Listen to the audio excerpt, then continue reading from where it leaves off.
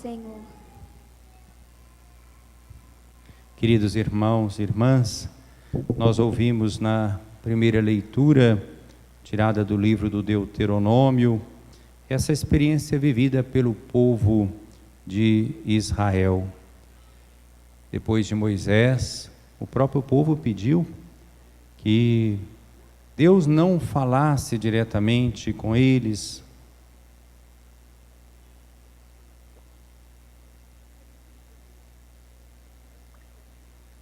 mas que falasse através de algum intermediário, assim como fez com Moisés, depois daquela experiência lá no deserto. Moisés então passa a ser aquele que fala diretamente com o povo e não Deus diretamente. Israel teve a experiência dos profetas que não eram como profetas das redondezas, meros adivinhos ou pessoas que previam o futuro. Havia aquele costume de querer consultar os outros para ter segurança sobre as decisões na vida, costume que às vezes existe até hoje em nosso meio, da parte de alguns, mas o profetismo no povo de Israel é diferente. O profeta é aquele que fala em nome de Deus e que deve transmitir ao povo a vontade de Deus. Não é aquele que vai dizer coisas espetaculares, imprevistas, adivinhar o futuro, mas é aquele que aponta para o caminho do bem, da verdade, da realização. E Moisés, já se despedindo do seu povo antes de entrar na terra prometida, transmite ao povo esta palavra do Senhor: farei surgir para eles do meio de seus irmãos um profeta semelhante a ti. Porei em sua boca as minhas palavras e ele lhes comunicará tudo o que eu lhe mandar. É claro que foram vários os profetas, mas esse texto foi especialmente interpretado se referindo a Jesus.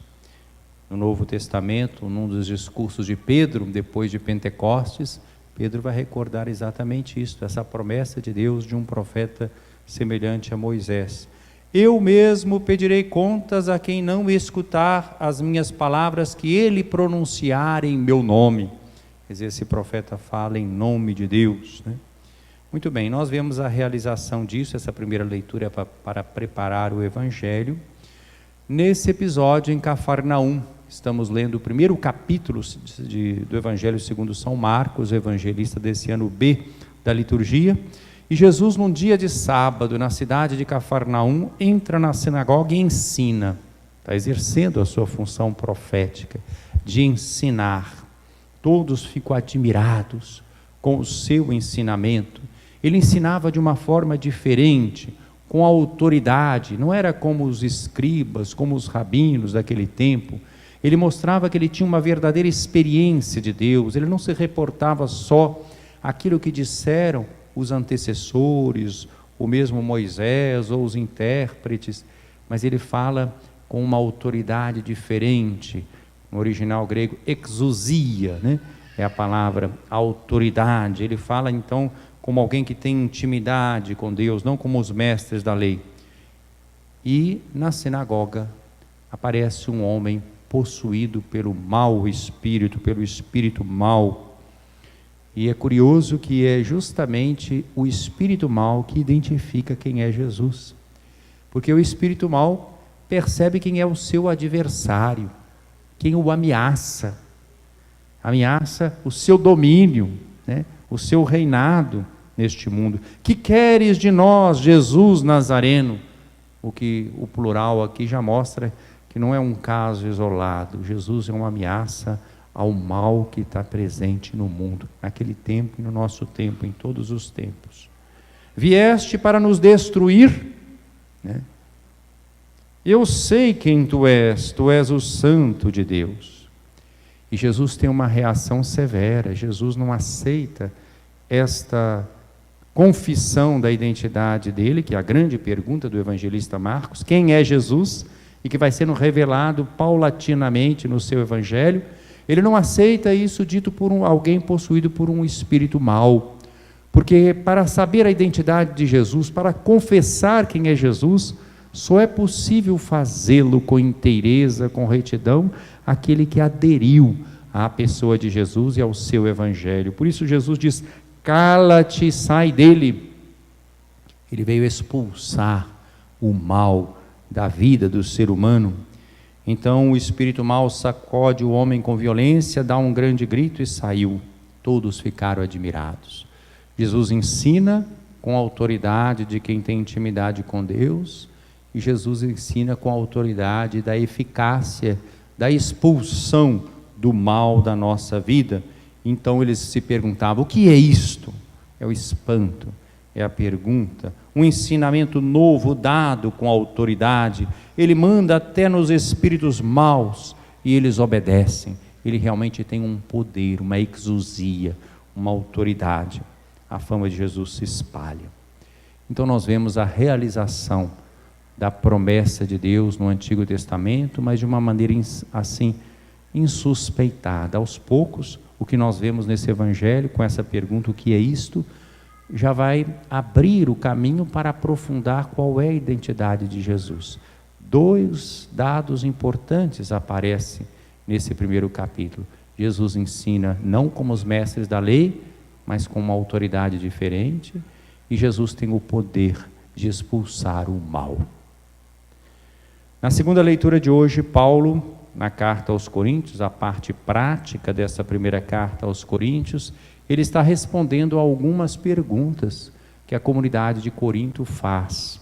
Aqui é um pequeno trecho e que me permite também associar esse tema da castidade, da virgindade, apresentado nesse texto de Paulo, com o profetismo de que se fala na primeira leitura e no Evangelho.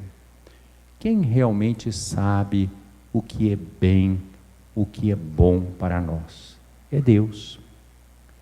No entanto, quando o ser humano está tomado pelos seus instintos egoístas, pela voz sedutora do mal, ele cede aos caprichos, aquilo que nós chamamos de concupiscência, às inclinações dos nossos instintos egoístas, ao invés de viver conforme o projeto de Deus, conforme os 10 mandamentos, conforme a novidade do Evangelho trazida por Jesus. Perguntaram para Paulo o que era melhor, casar-se ou não, né?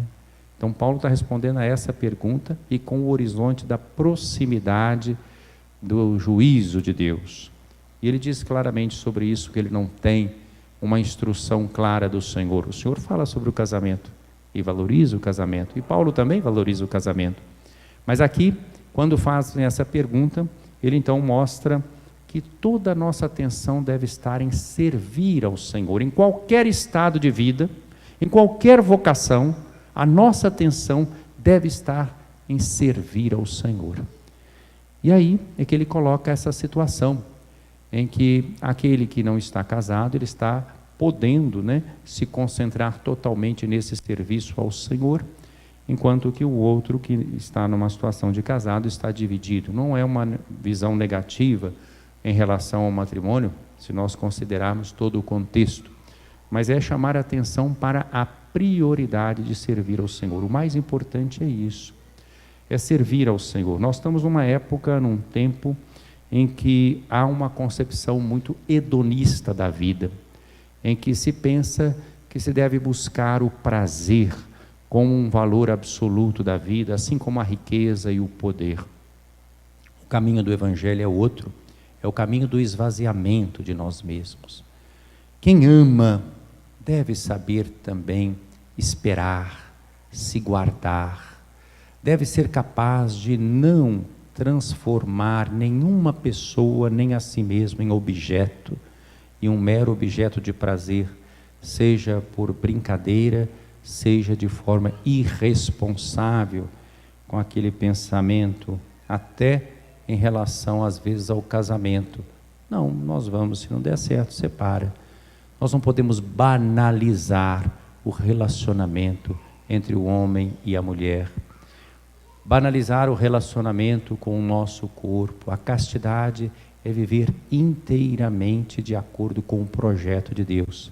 Há a castidade daquele que deve viver a vida consagrada, há a castidade daquele que vai viver a vida matrimonial, há a castidade daquele que se prepara para uma coisa ou outra. Muitas vezes na vida, as pessoas devem saber esperar. Muitas vezes na vida, as pessoas precisam se conter. Isso faz parte da existência humana. Quem é joguete dos seus instintos, qualquer que seja o estado de vida, transforma-se a si mesmo ou aos outros em objeto. Então a advertência de Paulo é também um convite a passarmos a um plano mais superior, mais alto, o plano de Deus a nosso respeito. Ele mesmo vai dizer: digo isso para o vosso próprio bem, não para vos armar um laço. O que eu desejo é levar-vos ao que é melhor, permanecendo junto ao Senhor sem outras preocupações. Me dirijo especialmente aos jovens, caríssimos jovens, não tenham medo de viver a castidade. A castidade é algo belo e que mostra a seriedade do próprio relacionamento com Deus e o respeito também de uns para com os outros. É possível ter um namoro casto, é possível ter um noivado casto, é possível ter um casamento casto, é possível ter uma viuvez casta, é possível viver uma vida de solteiro casta, é possível viver uma vida de consagrado casta. A castidade é de acordo com o estado de vida. Que em tudo que fizermos, vivamos para o Senhor. Isto é profetismo também. Isso é anúncio da novidade do reino também. Pode ser, às vezes, para algum, parecer fora de moda, mas não é. É um sinal do reino de Deus. Jesus veio para expulsar o mal. E às vezes esse mal é barulhento na nossa vida e aparece de várias formas. E a resposta de Jesus é clara: cala-te e sai dele, né? E o liberta, e veio nos libertar, para vivermos relações novas, fundadas na caridade. Louvado seja nosso Senhor Jesus Cristo. Para sempre seja louvado.